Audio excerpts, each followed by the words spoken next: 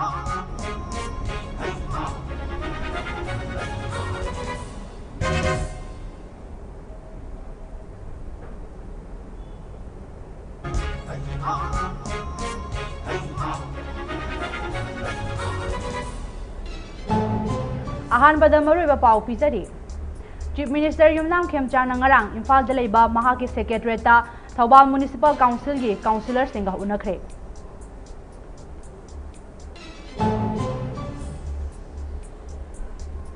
Union home minister Amit ꯁꯥꯍꯗ Congress MP doctor Bimol ꯑꯀꯣꯏꯖꯝꯅ ꯑꯏꯕ ꯆꯦꯔꯣꯜ ꯄꯤꯗꯨꯅ ꯇꯛꯁꯤꯟꯈ꯭ꯔꯦ ꯍꯥꯏꯔꯤ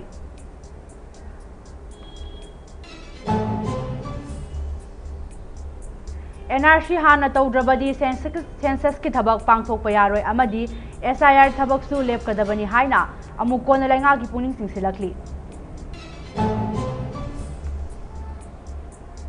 ꯑꯃꯁꯨꯡ ꯁꯦꯅꯥꯄꯇꯤ ꯗꯤꯁꯇ꯭ꯔꯤꯛ ꯄꯨꯂꯤꯁꯅ ꯉꯔꯥꯡ ꯈꯣꯡꯅꯦꯝ ꯊꯥꯅꯥ ꯈꯨꯜꯗꯒꯤ ꯃꯤꯑꯣꯏ 2 ꯀꯥꯅꯤ ꯀꯤꯂꯣꯒ꯭ꯔꯥꯝ 95 ꯀꯣꯟꯅꯅ ꯐꯥꯔꯦ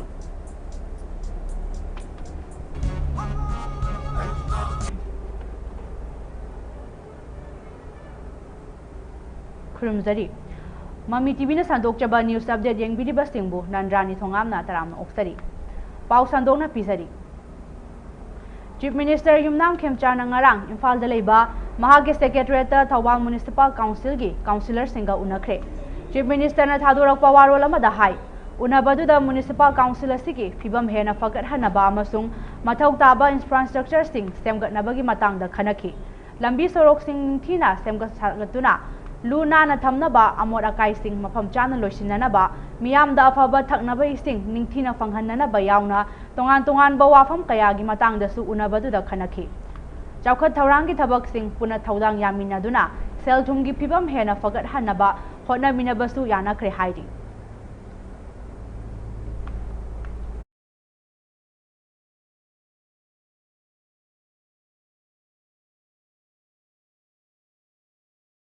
ꯁꯦꯅꯥꯄꯇꯤ ꯗꯤꯁꯇ꯭ꯔꯤꯛ ꯄꯨꯂꯤꯁꯅ ꯉꯔꯥꯡ ꯈꯣꯡꯅꯦꯝ ꯊꯥꯅꯥ ꯈꯨꯜꯗꯒꯤ ꯃꯤꯑꯣꯏ 2 ꯀꯥꯅꯤ ꯀꯤꯂꯣꯒ꯭ꯔꯥꯝ 95 ꯀꯣꯟꯅꯅ ꯐꯥꯔꯦ ꯄꯨꯂꯤꯁꯀꯤ ꯄꯥꯎꯅ ꯍꯥꯏ ꯁꯦꯅꯥꯄꯇꯤ ꯗꯤꯁꯇ꯭ꯔꯤꯛ ꯄꯨꯂꯤꯁꯅ ꯑꯆꯠ ꯑꯋꯣꯡꯁꯤꯡ ꯆꯦꯛ ꯇꯧꯕꯗ ꯑꯥꯏꯟꯅ ꯌꯥꯗꯕ ꯄꯣꯠꯂꯝꯁꯤꯡ ꯑꯁꯤ ꯐꯥꯒꯠꯈꯤꯕꯅꯤ ꯄꯣꯠꯂꯝꯁꯤꯡ ꯑꯁꯤꯒ ꯀꯣꯟꯅꯅ ꯐꯥꯔꯕ ꯃꯤꯑꯣꯏ 2 ꯑꯗꯨ ꯀꯥꯡꯄꯣꯛꯄꯤ ꯄꯨꯂꯤꯁ ꯁ꯭ꯇꯦꯁꯟꯒꯤ ꯃꯅꯨꯡ ꯆꯟꯕ ꯏꯔꯥꯡ ꯄꯥꯔꯠ 1ꯗꯒꯤꯅꯤ ꯃꯈꯣꯏꯗꯒꯤ ꯁꯦꯜ ꯑꯣꯏꯅ ꯂꯨꯄꯥ 10,000 ꯆꯀꯥ 4 ꯄꯥꯟꯕ ꯒꯥꯔꯤ ꯑꯃꯁꯨ ꯐꯥꯒꯠꯂꯦ ꯑꯃꯔꯣꯝꯗ ꯖꯤꯔꯤꯕꯥꯝ ꯗꯤꯁꯇ꯭ꯔꯤꯛꯀꯤ ꯕꯥꯔꯥꯛ ꯇꯨꯔꯦꯜ ꯃꯅꯥꯛꯇ ꯂꯩꯕ ꯇꯤꯄꯥꯏꯃꯨꯛ ꯑꯃꯁꯨꯡ ꯆꯧꯙꯨꯔꯤ ꯈꯨꯜ ꯑꯅꯤꯒꯤ ꯑꯀꯣꯏꯕꯗ ꯊꯤꯕꯒꯤ ꯊꯕꯛ ꯆꯠꯊꯕꯗ WY ꯇꯦꯕ꯭ꯂꯦꯠ ꯀꯤꯂꯣꯒ꯭ꯔꯥꯝ 7 ꯍꯦꯟꯅ ꯐꯥꯔꯦ ꯕꯣꯔꯣꯕꯦꯀ꯭ꯔꯥ ꯄꯨꯂꯤꯁ ꯁ꯭ꯇꯦꯁꯟ 39 ꯁꯨꯕ ꯑꯁꯥꯝ ꯔꯥꯏꯐꯜꯁ ꯑꯃꯁꯨꯡ CRPFꯀꯤ 10 ꯁꯨꯕ ꯕꯇꯥꯂꯤꯌꯟꯒꯤ ꯑꯄꯨꯟꯕ ꯀꯥꯡꯕꯨ ꯑꯃꯅ ꯍꯤ ꯇꯣꯡꯗꯨꯅ ꯂꯥꯛꯄ ꯀꯥꯡꯕꯨ ꯑꯃ ꯆꯦꯛ ꯇꯧꯕꯗ ꯄꯣꯠꯂꯝ ꯑꯗꯨ ꯐꯪꯈꯤꯕꯅꯤ ꯃꯤꯑꯣꯏꯁꯤꯡ ꯑꯗꯨꯗꯒꯤ ꯍꯦꯔꯣꯏꯟ ꯄꯥꯎꯗꯔ ꯒ꯭ꯔꯥꯝ 538 ꯁꯨ ꯐꯥꯔꯦ ꯍꯥꯏꯔꯤ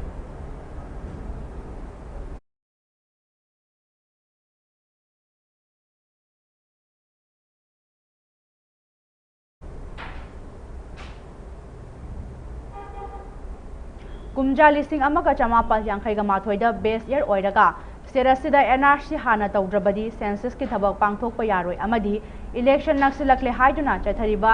ꯁ꯭ꯄꯦꯁꯦꯜ ꯏꯟꯇꯦꯟꯁꯤꯚ ꯔꯤꯚꯤꯖꯟ SIRꯒꯤ ꯊꯕꯛꯁꯤꯡꯁꯨ ꯂꯦꯞꯀꯗꯕꯅꯤ ꯍꯥꯏꯅ ꯑꯃꯨꯀꯣꯒꯤ ꯄ꯭ꯔꯁꯤꯗꯦꯟꯠ ꯁꯣꯔꯣꯛꯈꯥꯏꯕꯝ ꯁꯟꯖꯣꯏꯅ ꯂꯩꯉꯥꯛꯀꯤ ꯄꯨꯛꯅꯤꯡ ꯆꯤꯡꯁꯤꯜꯂꯛꯂꯤ ꯑꯃꯨꯀꯣ ꯑꯃꯗꯤ ꯃꯁꯤꯒ ꯆꯠꯃꯤꯟꯅꯔꯤꯕ ꯑꯃꯥꯋꯕ ꯄꯣꯔꯩ ꯂꯩꯃꯔꯣꯜ ꯀꯣꯔ ꯑꯃꯗꯤ MSF ꯍꯥꯏꯔꯤꯕ ꯂꯨꯞ 5 ꯑꯁꯤꯒꯤ ꯃꯔꯨꯑꯣꯏꯕ ꯃꯤꯑꯣꯏꯁꯤꯡꯅ ꯁꯔꯨꯛ ꯌꯥꯗꯨꯅ ꯉꯁꯤ ꯀ꯭ꯋꯥꯀꯩꯊꯦꯜ ꯑꯈꯥꯝ ꯂꯩꯀꯥꯏꯗ ꯂꯩꯕ ꯑꯃꯨꯀꯣꯒꯤ ꯑꯣꯐꯤꯁꯇ ꯄꯥꯡꯊꯣꯛꯈꯤꯕ ꯄꯥꯎꯒꯤ ꯃꯤꯐꯝ ꯑꯃꯗ ꯋꯥꯐꯝ ꯑꯁꯤ ꯃꯍꯥꯛꯅ ꯐꯣꯡꯗꯣꯛꯈꯤꯕꯅꯤ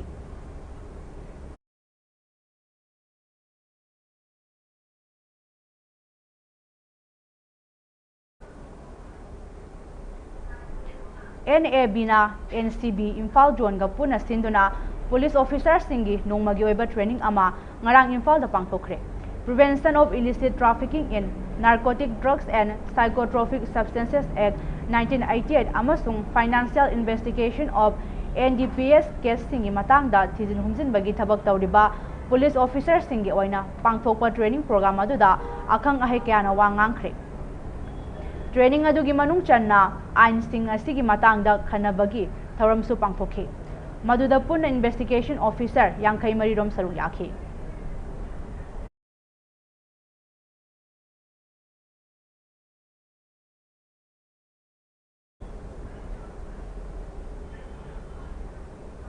Imphal East ki chanungda leiba community hall ngarang kadana Imphal East ki chief medical officer amasung chanung sintha club ka puna sinduna lemna layeng bagi thoram ama pangthokre kem aduda punna miyoi chamarom layeng ki hairi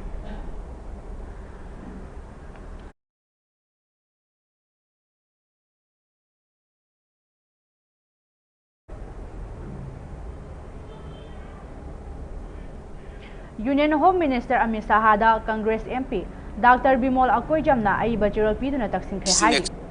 Manipur gi purup sing amadi political party singna census yaithoknaba tha kayagi mamangdagi demand tawraklibani isu asi makoina March da parliament ta pukhatkre amasung Home Minister dasu ai bachi pisinduna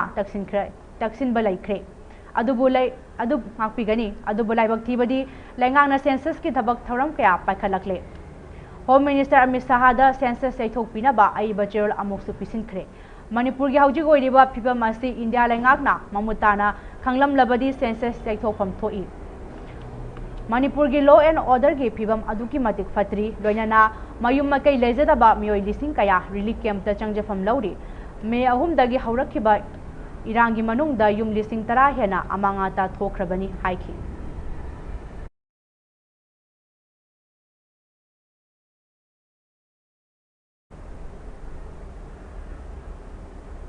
Naga taruki justice fangalu haina naga amadi maitai khongjangloy singa security force ka mungnabada khongjangloy nupi yauna mioi tara hena amadi security personnel ahum asopa nangkhre hairi thaudo asi ngarang ayupung 13 tarakpada United Naga Council gi mideng makhada Native Peoples Committee Manipur Joint Tribe Council Manipur na sinduna masing yamlaba naga amasung maitai khongjangloy singna namdilong khulgi gate gi hauduna Justice for 6 Naga Brothers haina thaba pestok paiduna Kangla Tombi tamna miyamgi protest rally ama chatki miyamgi rally aduda Kangla Tombi da leiba police outpost mapa yausilakpada Manipur Police amadi Central Armed Police Force ki masing yamlaba team singna rally adu thingna bo honabada tear gas amadi mogbom kaptuna tankhaina bo honaki amaromda khongjangloy sing marakta su security personnel sing tamna nungthaba amadi nauri kapana chingba sing tawki Thaudoksing aduda khongjangloy nupi yauna miyoi tara hena amadi security personnel ahumlom asopan nangduna hospital singda laikat nanaba pukhatki hairi ngasi changsin khiba khongjang asi chahi asigi me tara humdoida Kangpopi district ki Leilon Baifai khulagi khonsa khul liangmai naga khulgi pastor ani yauna khulasigi khunja taruk kuki militant singna faduna pukhraba matung July gi tang 10 da Kangpopi district ki mafam amada mihathina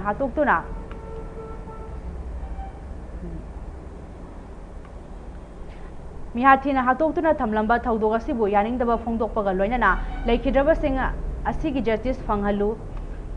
ngasi ngakpigani ngasi masing yamlaba naga amadi maitai khongjangloy singa protest rally chatpada security force singna Kangla Tombi police outpost mayada thatuna thamlaba matung khongjangloy singa security force singa mungna bada tear gas kapagi thaudok singda khongjangloy nupi sing yauna mioi tara hena amadi security personnel sing asopa nangkhibani hairi security personnel singna khongjangloy sing adu mafam adudagi tankhai khraba matung mafam aduda ahenba force sing thajinduna makhatana pamdaba thaudok sing thoktanaba security force sing yakanba checking tharang lakhatre hairi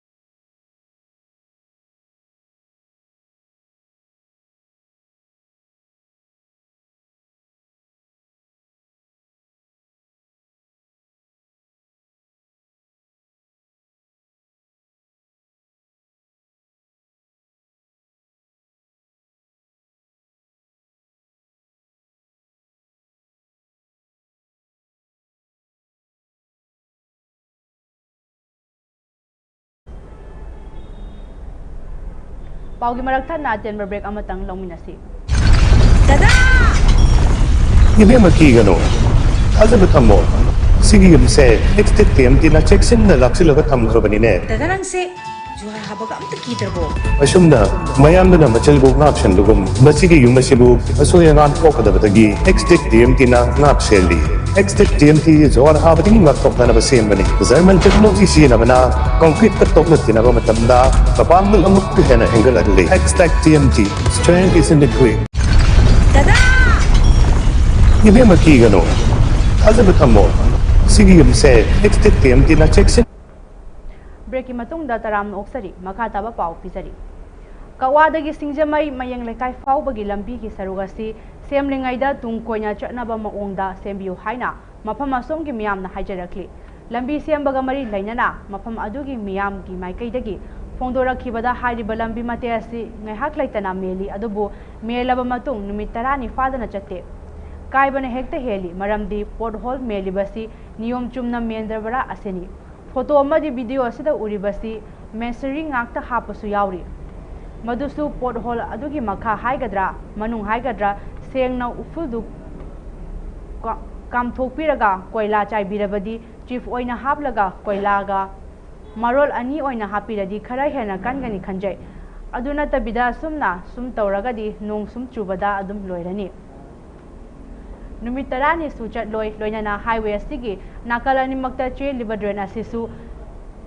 चेंथखिनबा लैतबना सुकी मतिक अमोटपना pick थल्ले मरम अदुना मरी लैनबा department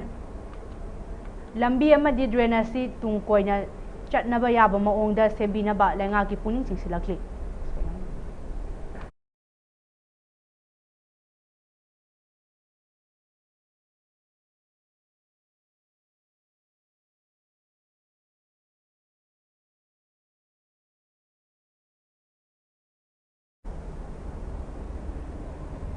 इचासिंगबु करिगुंबा फिबम अमतदा प्रेसता लेहलोइदबनी हाइरदुना supreme Carta CBSE ना class 9 की महाइरोई सिंगदा loan अहुम तंबगी पॉलिसीदगी थोलकदबा इशूगी वारोइसिन अमा थीबगी मथौ तारे हाइना फोंदोखरे चीफ जस्टिस सूर्यकांत अमसुंग जस्टिस द्वैमाला बागची अमसुंग जस्टिस बी मोहनना पॉलिसी असि पुथोरकपदा करिशु अरानबा लैते अदुबो केस असि थारिबसिंग असिना हौदोरक्लिबा पॉलिसी असिगी मओंग मतौ मतांगदा पुखलकपा खक्तनी हाइकी बेंच अदुना हाई मसिगी प्रॉब्लम असिगी मनुंगदा खरदी येंगबा याय थेंगथबा नत्रगा ngana पॉलिसी असि हौदोकदबनी हाइबसिदा करिसु चिंगनिंगाई लैते अदुबो मतौ करमना डेडलाइन तौगदगे हाइबदुनी मसिदा अपनबा नत्रगा मसिगी मायोक्ता इशू लाकपा मतमदा सोल्यूशन अमा थीबा चंगी हाइरगा additional solicitor general Aishwarya Bhatt हाइखी बेंच अदुना हाइरी मसिदा येंगशिनबा याबगी मथौ ताबसिंग मनुंगदा अमा पल्लबदा लैंग्वेज ऑप्शन फंगबगी मतुंगदा मतिक चाबा ह्यूमन रिसोर्स इंफ्रास्ट्रक्चर सेमगतपनी अदुना स्टार्टिंग पॉइंट अदु क्लास 6 तगी खल्लबदी चही असिगी क्लास 6 की महाइरोई सिंगदा हौरकपा पामबनी चही अदु लेपलबा अदुना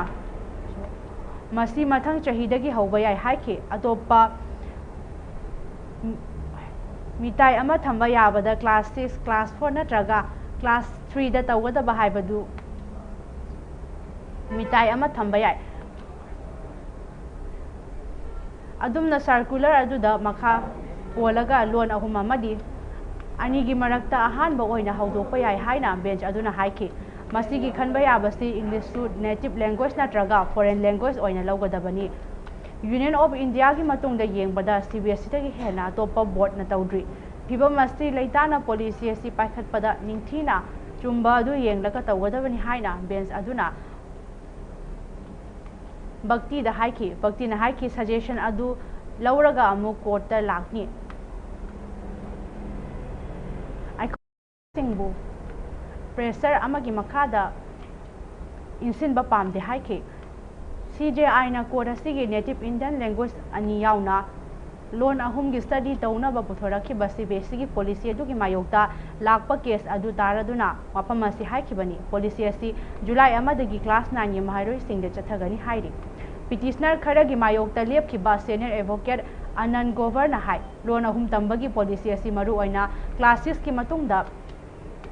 ꯍꯦꯟꯅ ꯈꯟꯊꯍꯟꯅꯤꯡꯉꯤ ꯃꯍꯥꯛꯅ ꯍꯥꯏ ꯀ꯭ꯂꯥꯁ 6ꯇꯒꯤ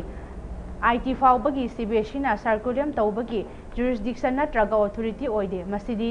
NCERTꯅ ꯇꯧꯒꯗꯕꯅꯤ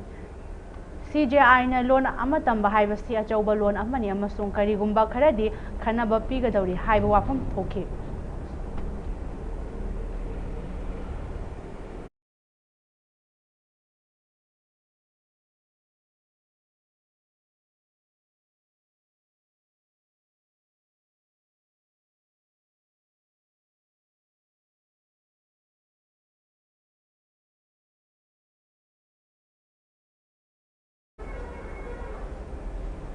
ꯑꯔꯣꯏꯕꯗ ꯃꯔꯨꯑꯣꯏꯕ ꯄꯥꯎ ꯑꯃꯨꯛꯀ ꯍꯟꯅ ꯄꯤꯖꯔꯤ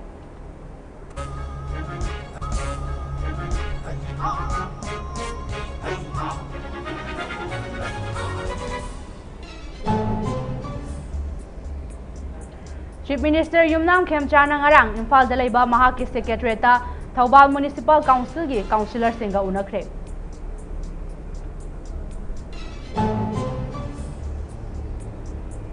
Union Home Minister Amit Shah da Congress MP Dr. Bimol Akoijamna aiba churol piduna taksin khre hairi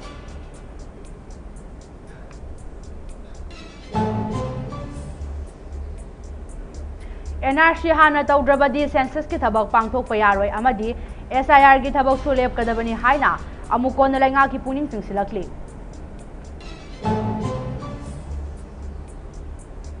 amasung Senapati District Police na ngarang khongnem thana khuldagi miyoi ani kani kilogram nimfuga manga konana fari